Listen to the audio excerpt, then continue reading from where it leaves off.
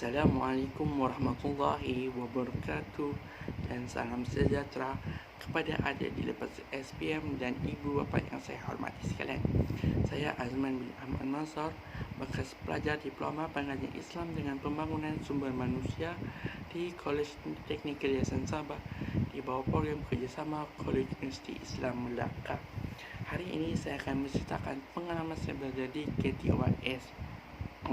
Okey, yang pertama, saya dapat belajar bersama kawan-kawan berbeza latar belakang dan berbeza umur. Okey, berbeza umur. Maksudnya dalam kelas saya ada 3 orang kakak, tahun 1997 lah maksudnya. Tahun beza 2 tahun lah.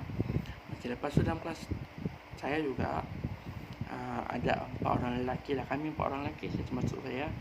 Yang lain semua perempuan. Maksudnya kami 12 orang. Maksudnya ada 7 orang perempuan dalam kelas kami. Ya, 7 orang. 7, 8, 9, 10, 11. 8 orang, maaf. 8 orang, selagi 8 orang perempuan dalam kelas kami dan 4 orang kan. Lepas tu ada yang jauh daripada Kuta datang, daripada Sempurna, daripada Tawau, jauh lah. Tapi kami saling bekerjasama dan saling mengeratkan antara silaturahim antara kami, walaupun kami pelbagai umur dan pelbagai latar belakang dan juga pelbagai bangsa. Bukan agama memang Islam, tapi ada yang Bajau, ada yang Moro, ada yang Bugis, banyaklah kami punya bangsa. Lepas tu pelbagai sekolah lah. Ada 2 orang daripada Kota Belud, Taung Gusi, ada daripada Tansau, ada daripada Perempuan Likas, ada daripada latar belakang sekolah agama, pasal daripada Sandakan, pasal dari Lasal, banyak sangat. Ada daripada Sempurna sekolah, Kudat. Okey. Lepas tu yang punya masa pembelajaran, masa permulaan semester tu memanglah sangat stres, sebab satu hari tu dari 8 pagi hingga 5 petang. Itu memang stres dan 7 jam. Tapi dia akan potong-potong lah, sebab semester 1 hingga semester 3 dia 7 subjek. Maksudnya total 3 tu ada 21 subjek lah, ataupun 21 kursus. So dalam seminggu tu mungkin ada 2 atau 3 hari penuh lah satu hari tu. Bila anda masuk ke semester 4, dia akan dikurangkan kepada beberapa hari. Ada yang anda dalam satu minggu tu anda akan cuti. So semester 5 dan semester 6 dikurangkan lagi. So dalam semester 5 dan semester 6 saya bagi untuk dalam saya punya jadual, kami diberi cuti 2 hari dalam semester 5 dan semester 6. Dalam satu minggu tu hanya 3 hari saya belajar semester 5. Tapi semester 6 kami 2 hari saya belajar dan 3 hari yang cuti. Maksudnya sebab semester 6 hanya 4 subjek. Lepas 2 hari tu dia jadikan 3 jam terus, dari pagi 3 jam, break 1 jam, rehat pukul 12 lah. Tapi kami break 11 hingga 1 masa 2 jam. Lepas tu sama pukul 1 hingga pukul 4, 3 jam. So besoknya sama jadi begitu. Semester 5 dalam satu minggu tu 2 hari saya akan cuti, 6 subjek saja. Okey, untuk ceritakan pasal latihan industri anda akan bermula pada selepas anda menghabiskan peperiksaan akhir semester 5.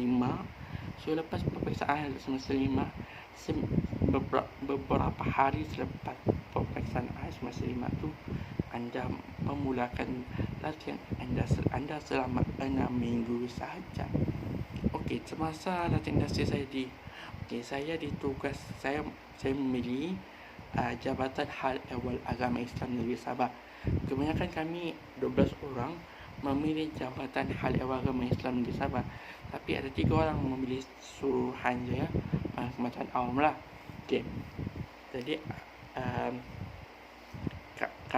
saya ditugaskan di 2 minggu saya ditugaskan di Jabatan Hal Ehwal Agama Islam Negeri Sabah bahagian dakwah, dan 4 minggu yang terakhir itu Jabatan Hal Ehwal Agama Islam Negeri Sabah di bahagian pendidikan dan informasi lah, pendidikan dan informasi. So 2 bahagian saya di rotate, maksud saya rotate lah, saya rotate. Jangan takut kalau kamu rotate, sebab kalau kamu tidak rotate, kalau kamu tidak dikenakan rotate, maksudnya kamu tidak diberi pengalaman. Sebab time saya di rotate, saya dapat pengalaman, sebab saya dapat bekerja ataupun membantu di majlis tilawah dan menghafaz Al-Quran peringkat Negeri Sabah lah, tidak sampai peringkat kebangsaan. Sebab sepatutnya saya menyambung sampai peringkat kebangsaan sebenarnya dan latihan industri, tapi memandangkan itu saya punya latihan industri sampai sebelum majlis tilawah dan menghafaz Al-Quran kebangsaan tu saya tidak boleh sama, sebab saya terpaksa memulakan pengajian semester 6 saya. Ya, kalau saya menyambung, saya rugi. Saya menangguhkan semester 6 saya, walaupun saya terpaksa, walaupun saya ingin bekerja di MTK di SICC. Okay. Apa dia seperti tak? Okay.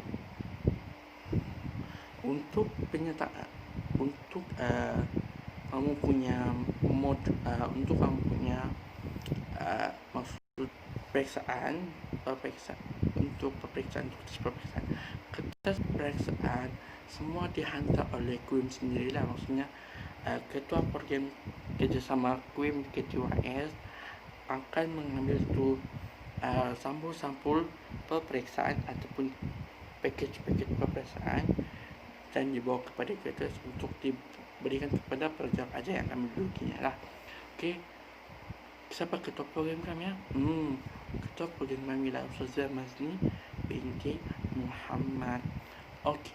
Diploma Pengajian Islam kami juga telah mempunyai MK ataupun Malaysia Qualification Accreditation. Okey. Ada MK sudah, tapi kewangan saya akan datang. Jangan risau. Okey. Ada apa? Ada yang saya okey, suasana pembelajaran di KTYS sangat selesa lah, sebab ada aircon, ada tempat duduk lah yang selesa dan nyaman dan bersih. Okey, lepas tu saya lupa kirimak yang penting untuk anda dapatkan grade yang tinggi dalam kerja khusus lah. Okey. Kirimak tu maksudnya, kirimak tu dia kesimpulan dia adalah kamu punya quiz, kamu punya test, ujian, lepas tu kamu punya presentation dan kamu punya assignment. Okey. Ada kerja khusus yang memerlukan hafalan seperti tilawah Al-Quran, itu memerlukan hafalan lah. Lepas tu hadis dan tafsir itu pun memerlukan hafalan. Bergantung kepada pencara kamu lah, kalau ada hafalan terpaksa bagi hafalan lah. Okey, kirimak ini merangkumi 60% kirimak dan 40% lagi adalah daripada peperiksaan kamu. Maksudnya hanya 40% sahaja peperiksaan kamu. Jadi yang kamu perlu tinggikan markah kerja kamu adalah markah kirimak. 50 ke atas pun cukup sudah untuk kamu lulus peperiksaan A minus ataupun A tambah lah. Bagi saya 50 pun secukup bagi saya. So 50 di kirimak dan 30 atau 35, so kamu dapat 85 lah. A bulat ataupun A tolak lah.